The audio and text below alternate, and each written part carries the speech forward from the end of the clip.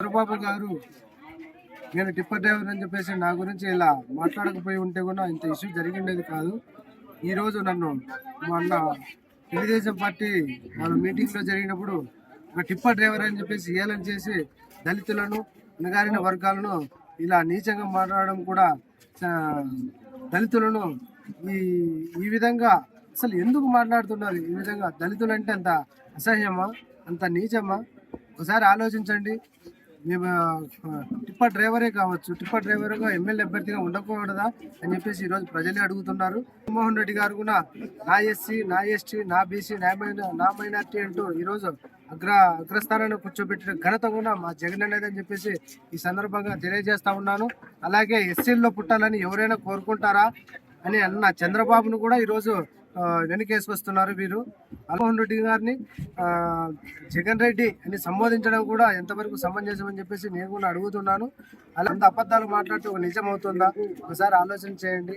మాట్లాడే దాన్ని బట్టి ఉంటుంది, అంతేగాని మీకు ఇష్టం వచ్చినట్లు మాట్లాడి ఏదో మీ పార్టీ సింపతి కోసం తెచ్చుకోవడానికి పశ్చాత్తాపడద్దండి. ఖచ్చితంగా రాబోయే కాలంలో మా జగనన్న వైపే ప్రజలంతా ఉన్నారు. మా జగనన్న కోసమే రాష్ట్ర ప్రజలంతా ఎదురు చూస్తున్నారు. మేము కూడా మా జగనన్నను ముఖ్యమంత్రి చేసుకోవడానికి సిద్ధంగా ఉన్నామని చెప్పేసి మీ అందరికీ తెలియజేస్తా ఉన్నాను.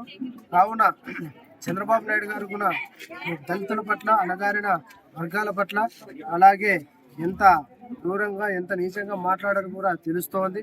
అలాగే ఈరోజు ఎస్సీ, ఎస్టీ, బీసీ, మైనార్టీ అణగారిన వర్గాలను, దళితులను ఈరోజు అంబేద్కర్ గారు చెప్పినట్టుగా ఈరోజు ఎంతో పై స్థాయికి తీసుకొచ్చిన మన ప్రియతమ నాయకుడు జగన్మోహన్ రెడ్డి గారు అభినవ్ అంబేద్కర్ గారు కూడా చెప్పుకోవచ్చని చెప్పేసి మీ సందర్భంగా తెలియజేస్తా ఉన్నాను.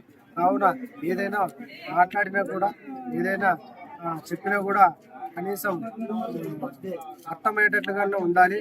ఆవు చేనులో వేస్తే దూడ గట్టులో వేస్తుందా అని చెప్పేసి నేను కూడా అడుగుతున్నాను.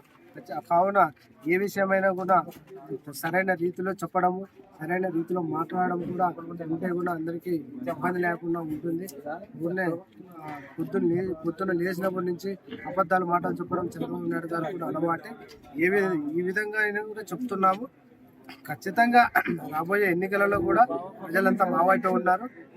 రాబోయే కాలంలో కూడా మా వైఎస్ఆర్ కాంగ్రెస్ పార్టీ ప్రభుత్వం వస్తుంది. ఈ టిప్పర్ డ్రైవర్ అంటున్నారు. టిప్పర్ డ్రైవర్ మీద నియోజకవర్గంలో ప్రజలందరికీ కూడా గెలిపించుకోవాలని చెప్పేసి ప్రజలంతా కూడా అనుకుంటున్నారు. అలాగే మీరే మొన్నటి జరిగిన సభలో వచ్చి మీకోసం ప్రచారం చేసినట్టు కాదు, ఈరోజు టిప్పర్ డ్రైవర్ కోసం వచ్చి చంద్రబాబు నాయుడు గారు ప్రచారం చేసినట్టుంది.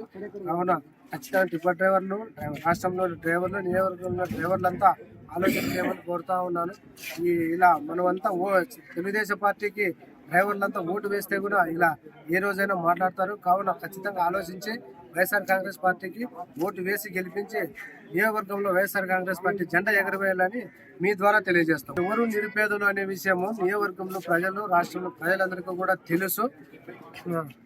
ఆమె సాధారణ రైతు బిడ్డ అని చెప్పేసి శ్రావణి గారు అంటున్నారు. కోట్లు ఉన్నాయో, లక్షలు ఉన్నాయో అది విషయం ఎవరికనే విషయమో తెలుసు.